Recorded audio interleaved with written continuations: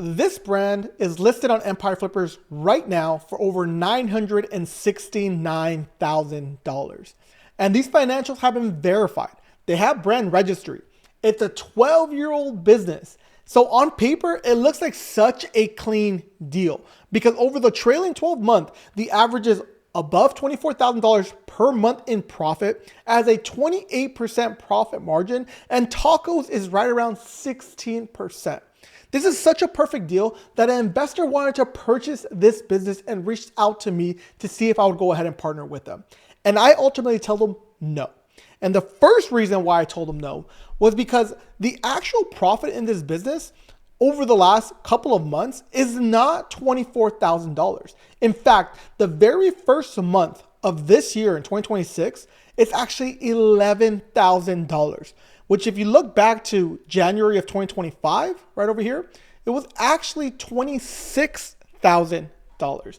And look, if you guys follow this YouTube channel, you guys know that I purchase Amazon FBA businesses, and I've purchased my fair share of Empire Flippers businesses and listings because I trust them. I know what a real deal actually looks like.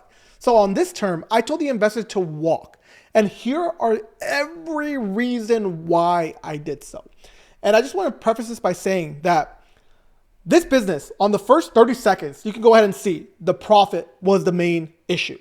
But the second one is invisible until you actually take a look at how many SKUs this business actually has and what it actually means. And then the third one is the reason why the seller is actually selling. So by the end of this video, you'll know why this person is actually selling the business, and you'll actually know how to find all of this before you even talk to a broker and not waste your time at all. So again, trailing 12 month on this actual business was $24,000. And I'll go ahead and hover over this to go ahead and kind of emphasize it, right? But the net income in January alone was $11,000. Basically less than half of what the trailing 12 month actually looks like, right? So again, if you guys have been following along my video series as far as analyzing these businesses, I showed you the money I have lost, right? With both Relax Support and Nutri Labs, which is over $260,000 of real money lost. If you guys haven't watched that video, go ahead and check them out. But this one is going to be about someone else that reached out to me to try and purchase this business. And based on my experience, I told them to walk away because this is a sinking ship, right? So this is all going to be a part of like this 47-point checklist that I have before I even go ahead and purchase any type of business. So if you guys are interested, go ahead and check out the actual link below to learn more details about your deal that you're going ahead and purchasing. But ultimately, there's three problems, right? The stated margin is not a real margin in this actual business. 70 SKUs is a full-time job, not a passive investment. And when you take a look more into this P&L statement that will go ahead and look like, an operator salary is not there. The person running this business expects you to run the business just like they did full time, which in this case, we're not doing that. And then Taco signals eroding organic ranking. The buyer inherits this at full price. And we'll go over exactly what this actually means when it comes to advertising, because any e-commerce business relies on paid advertising. Amazon FBA businesses are no different. But let's take a look at the deal on paper and kind of go over a little bit more as far as what it was. You guys saw it in the beginning of this video, but let's kind of go over it, right? So the list price of this actual business was the $969,000. That is a 39 times multiple, which again, it's already a little overpriced than what it is, but it doesn't tell the full story, right? Trailing 12 month revenue, trailing 12 month profit. The stated margin here is 28% profit margin, which is actually a golden rule. Like this is actually really, really good as far as a profit margin if you're doing Amazon FBA. My current businesses, I operate at around 20% profit margin. So I have 8% more, which again, it's huge, right? So SKU count, they have a total of 70 SKUs, 40 parent ASINs. Look, I would have no issue having 70 SKUs as long as the parent ASINs are only 3 or 4. We're talking about if I went ahead and bought a socks brand, I know that there are going to be different sizes for the actual socks, and there might be different colors of the actual socks. So one parent ASIN might have 20 different types of child SKUs. But in this case, there is 40 parent ASINs and 70 SKUs. So a lot to go ahead and handle here, which again, this could be like a big reason why. And the business age is 12 years. This is fantastic, right? We want to have a business that has legs on it. I don't want to buy a supplements brand that is here today and gone tomorrow based on search volume. It being a business for 12 years means that it is actually a very good vetted type of business. The suppliers, again, 4 suppliers, that's actually really good as well for the amount of SKUs that they currently have. And the tacos I put in red here is 15 to 16%. If you can go ahead and see that, right? And a lot of people love to have low tacos type of businesses because they don't rely solely on ads. But in the world of business, especially in Amazon FBA, if you are not growing, you are going ahead and slowly dying. And advertising is the biggest key when it comes to growing on Amazon FBA. But the problem number 1, which is the net margin or the real margin here, right? Because in November of 2024 and December of 2024, the net income was $38,000 and $39,000. That's fantastic. January, as I mentioned here, $26,000, right? And in February to October, there was nothing but a decline in this actual business where trailing 12 months is continuously coming down. It's like a falling knife. And then January 2026 basically gives us the full story because now we have year over year numbers to really dictate how well this business is actually doing. Because you have to understand, every single business, every single category on Amazon has some seasonality to it. But if you look year over year, you will really see exactly how healthy this business is. And in this case, you can see from $26,000 in net profit to $11,000 in net profit means that there is more than a 50% collapse that is going on with this actual business. So in turn, right, if we take the sales price of $969,000 and actually put the real trailing 12 month over the last 6 months of this business is actually at a 66 times monthly multiple on the current run rate, which is screaming overpriced. Again, if you can get this business at half of this selling of this actual list price, then maybe we are talking about a business that might be worth looking at. But at the current run rate right now, it is completely overpriced. Again, 57% year-on-year decline in this actual business.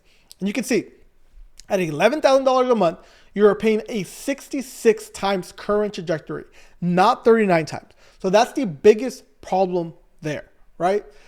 And showing this to an actual seller might have some repercussions because obviously they were told by Empire Flippers that their price is currently, or their business is currently worth one amount.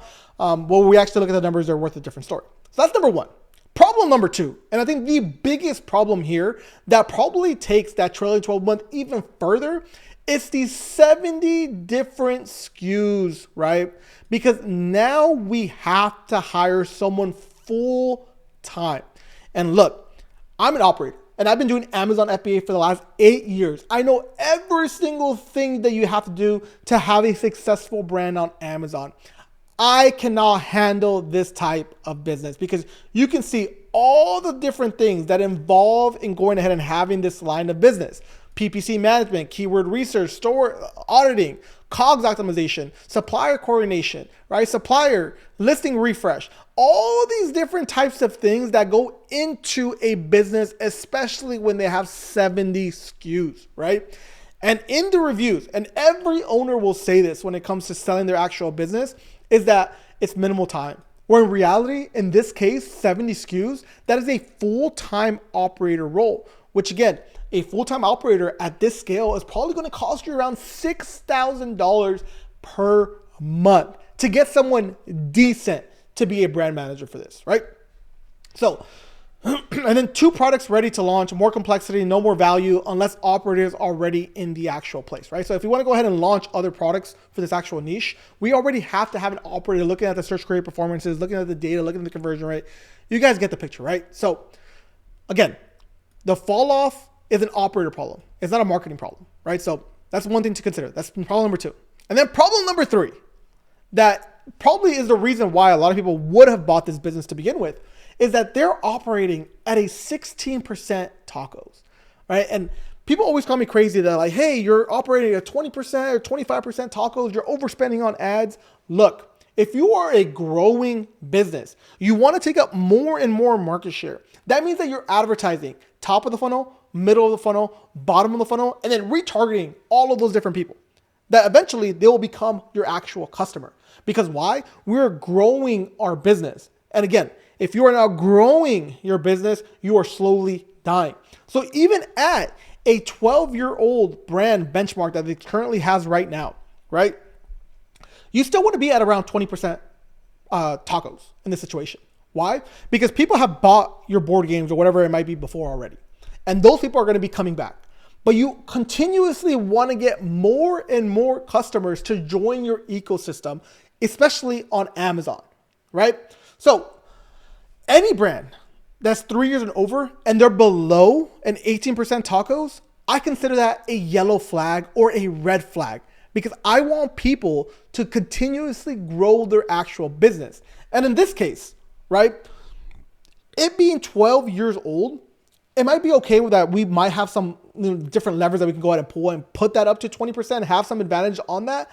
The problem is the margin to go ahead and do that, right? We can definitely go ahead and kind of scale up things, but then our profit margin takes a hit. So this is why I'm saying that this is a red flag. You guys can go ahead and read that there.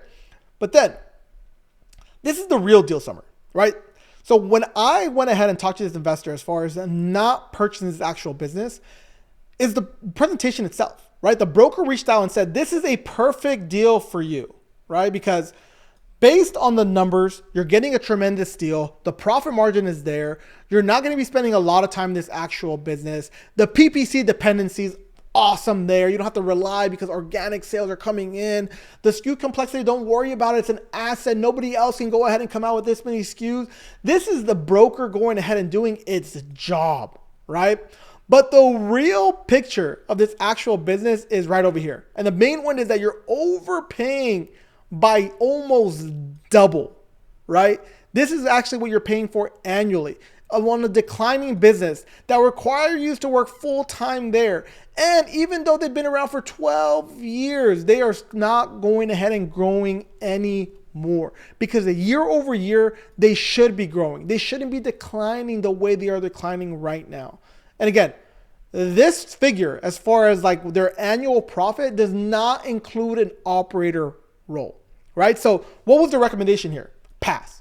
Not because the brand is bad, because the price does not reflect the operational reality.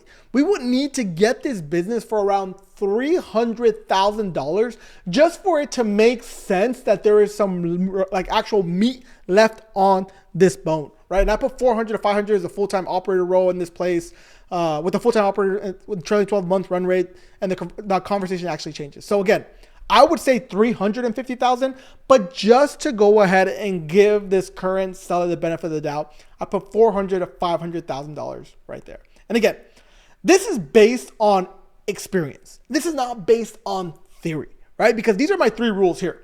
Never underwrite the trailing 12-month averages. You always want to look at the last 3 to 6 months. You want to count how many SKUs they have before you read the margin room, because we want to know, do we have to go ahead and put somebody in this actual role? And then we mentioned the advertising part of this, right? So checklist items for this deal, right? Financial analysis category. The monthly, you guys can go ahead and read over this.